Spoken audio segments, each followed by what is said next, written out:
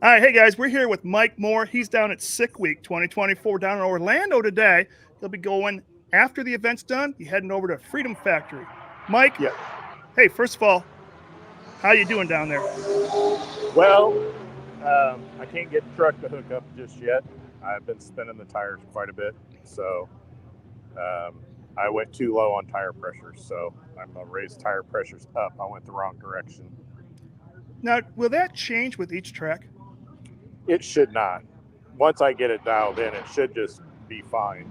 It's just haven't run the truck since October, so Well, for those that don't know what Sick Week is, Sick Week, you got what, 235, 238 participants this year? 335. 335 participants from all over the country. Well, isn't there some from overseas? Yes, we have some from Sweden, Australia. I don't know where else from there. Well, Canada. And this is one of those cool things. If you guys have never heard about it, it's kind of like a drop and drag. So Mike and his crew pulled his S10. Mike, if you want to back up and show that beautiful truck of yours, Mike's got and we'll have him talk about the truck in just a little bit and why he does this. But people like Mike here that has their little jalopies that can go slow too fast, and we've got the Steve Moore fast going on there too. They come down and drag their cars down to Florida when it's bitter cold up here, like in Michigan, Indiana, Ohio, where we're at here, and they will race at a racetrack. They're going to change their tires on majority of you guys. Will change your tires, drive to the next location. So Mike and his crew will be jumping in that truck that he drag raced today, and they're going to drive from Orlando down to Bradenton, Florida. Mike, first of all, why are you doing this? First reason I'm doing it is because it's fun. It's a lot of fun. But the secondary reason is we're raising money for veterans that are in need to help Steadfast for Veterans. Steadfastforveterans.org is a great charity, and Mike's been working for years. I've been working with Mike for a couple of years now. Being a past veteran, what these guys do, Mike, is they pretty much build tiny homes for veterans, don't they? Yes. Well, they're not tiny homes. They're bigger than a tiny home, but they're basically just a one-bedroom home. And then what's the cost to build one of these homes for these veterans? About $35,000 to build one, to get it to where they can go in, furnish it, and then the VA helps them with the rent. This is something really cool, especially like I said, I'm a veteran. So if anybody wants to donate to steadfastveterans.org, they can go directly to the website, or should they contact you, Mike? They can go directly to the website. If they're at the racetrack, I'll take cash. And then I also have a Facebook fundraiser going on right now if they want to donate on there. Perfect. So let's talk about Sick Week. Over 300 cars going from track to track to track. A lot of excitement. You've already had some excitement. Steve Morris had some issues, fixed them, and really the issues were you and I were talking this weekend about what happened with Steve. Steve ended up pretty much doing 2 runs with no oil pressure. Yes, that is correct. What was going on in the pits when this was going on with you guys? Because you're down in the pits, you know this.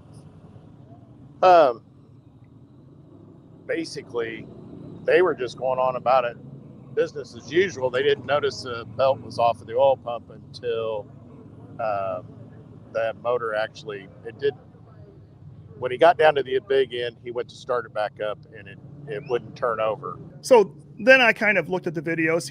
Steve did post 2 great videos. The first night when he discovered it, talked about it, tore off the bottom, found virtually no damage, took it off to another location, tore it down, and the damage was minimal. Was everybody around just amazed of what happened? I mean, think about it. 2 full runs, 2 full burnouts, back and forth to the pits with no oil pressure. I mean, the people in the pits had to have been saying something.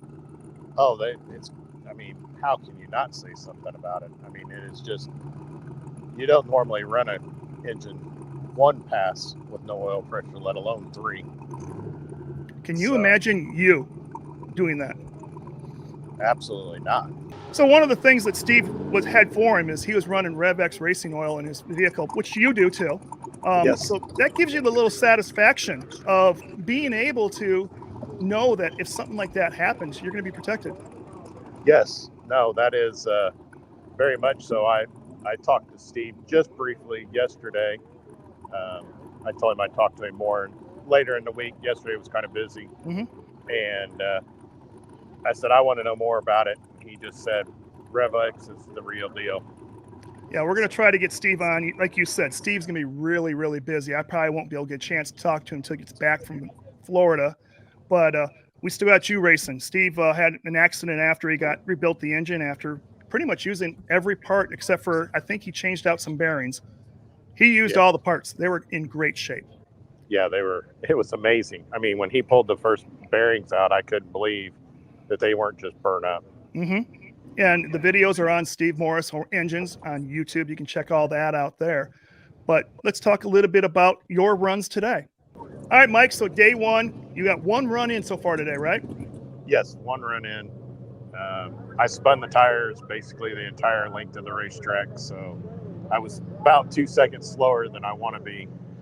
So once they do the all run, we're going to go back up and run again, try to get a time in because we have a 5-hour drive coming up. It's 230 miles, but it's going to take 5 hours to make that, to get to Bradenton, which on a normal day it'd take you an hour and a half to get to Bradenton from here. Yeah, I noticed the path. It's not like a crow flies. It's kind of all over the map, isn't it?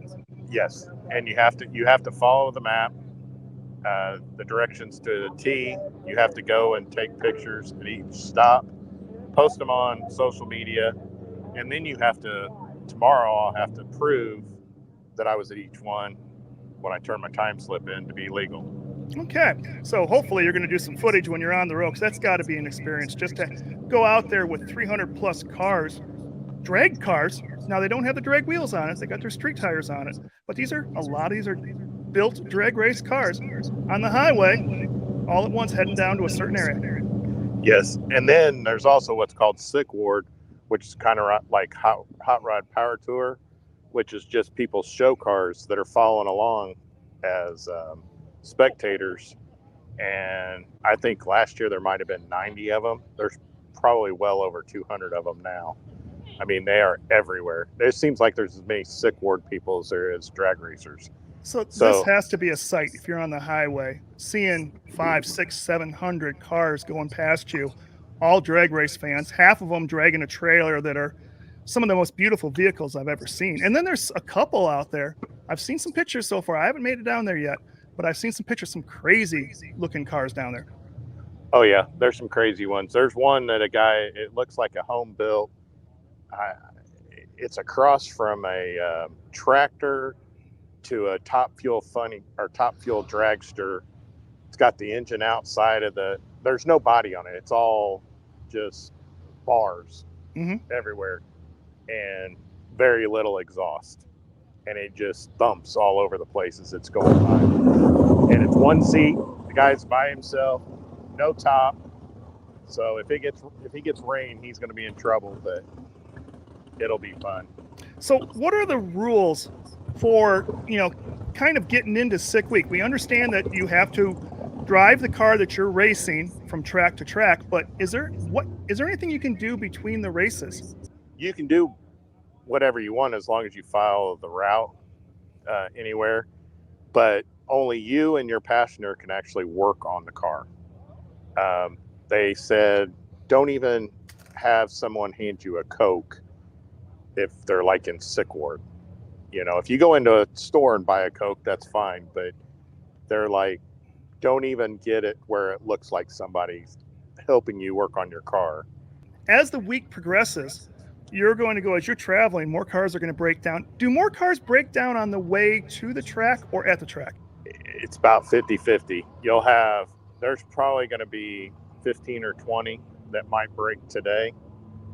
And then you'll probably have maybe a half a dozen that, for whatever reason, between here and the next checkpoint will break down, or something will go wrong and they'll have to kind of quit, drop out. I forget I think it's a 30% over the entire week average, that dropout rate. Now, this is not your first year doing this. No, this is my third year for Sick Week, my fourth drag and drive.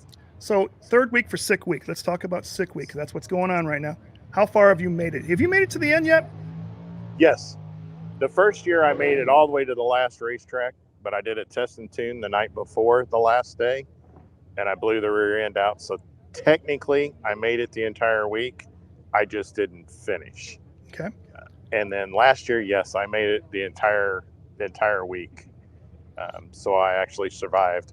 So I've made 3 dragon drives, but I've only completed 1. So let's talk a little bit about your truck. Let's back up. Let's show the truck and tell us what you've done. This is not your standard off the parking lot, sales lot car. What do you got going on here? It's a built 6-liter LS. Mike Duke out of Mooresville, Indiana, built the engine for me. It's got an Elgin cam in it, all Holley, control system, nitrous, 225 shot, I think is what's in there right now. And then it's got Caltrack bars on the suspension. It's about 625 to the wheels on naturally aspirated. And then whatever nitrous I put on it. I'm running progressive, so it could go up around 800 to the wheels or so. And then right now, to try to get through the day, I'm not going to run any nitrous until I hit 3rd gear and just try to get it down into the 6s today, and then just get done with the day. And then tomorrow I might add it in a little bit earlier. When you're doing your runs, you're talking about you've got a week long. Do you know how many miles you got to travel from track to track? It's close to 1,000.